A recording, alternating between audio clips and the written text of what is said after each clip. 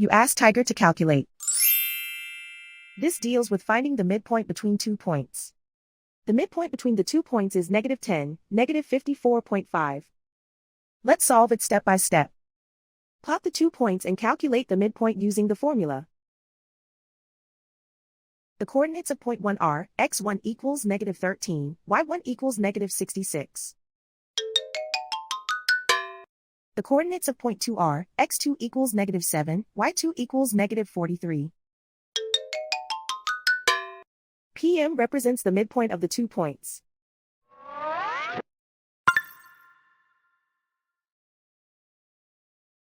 Use the x values in the midpoint formula to find the midpoints x. x1 equals -13. x2 equals -7. Simplify the arithmetic.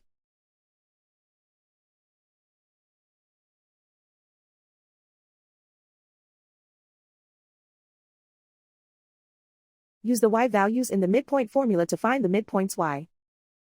y1 equals -66. y2 equals -43. Simplify the arithmetic.